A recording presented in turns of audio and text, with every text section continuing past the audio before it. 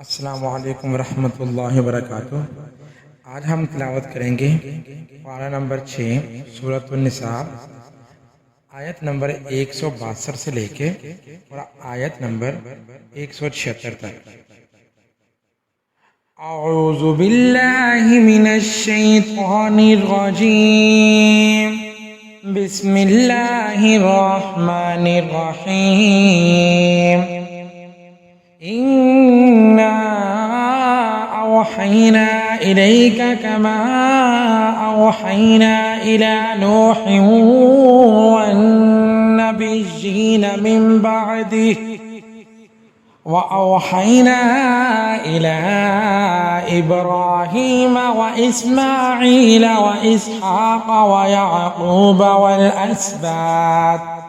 والأسباط وعيسى وأيوب ويونس وهارون وسليمان وآتينا داود زبورا ورسلا قد قصصناهم عليك من قبل ورسلا لم نقصصهم عليك وكلم الله موسى تكليما رسلا مبشرين ومنذرين لئلا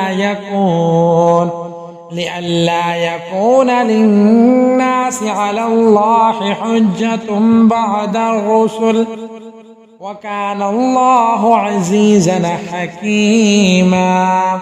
لكن الله يشهد بما أنزل إليك أنزله بعلمه والملائكة يشهدون وكفى بالله شهيدا.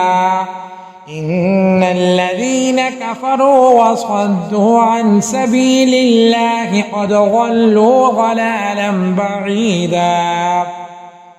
إن الذين كفروا وظلموا لم يكن الله ليغفر لهم ولا ليهديهم طريقا إلا طريق جهنم خالدين فيها أبدا وكان ذلك على الله يسيرا. يا أيها الناس قد جاءكم الرسول بالحق من ربكم فآمنوا خيرا لكم وإن تكفروا فإن لله ما في السماوات والأرض وكان الله عليما حكيما. يا أهل الكتاب لا تغلوا في دينكم ولا تقولوا على الله إلا الحق. إنما المسيح عيسى ابن مريم رسول الله وكلمته ألقاها إلى مريم وروح منه فآمنوا بالله ورسله ولا تقولوا ثلاثة انتهوا خيرا لكم إنما الله إله واحد سبحانه أن يكون له ولد له ما في السماوات وما في الأرض وكفى بالله وكيلا.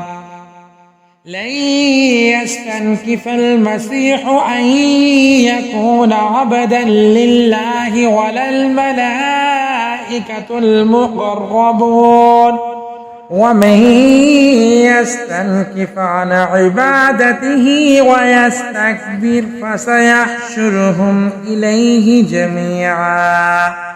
فأما الذين آمنوا وعملوا الصالحات فيوفيهم أجورهم ويزيدهم من فضله. وأما الذين استنكفوا واستكبروا فيعذبهم عذابا أليما ولا يجدون لهم من دون الله وليا ولا نصيرا. يا أيها الناس قد جاءكم جاءكم برهان من ربكم وأنزلنا إليكم نورا مبينا فأما الذين آمنوا بالله واعتصموا به فسيدخلهم في رحمة منه وفضل ويهديهم إليه صراطا مستقيما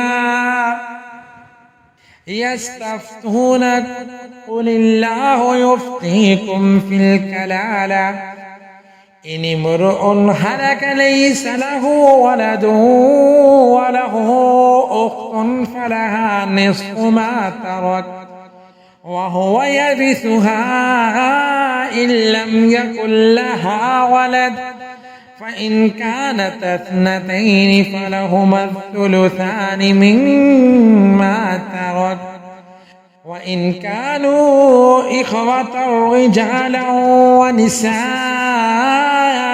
فللذكر مثل حظ الأنثيين يبين الله لكم أن تضلوا والله بكل شيء عليم. صدق الله العظيم.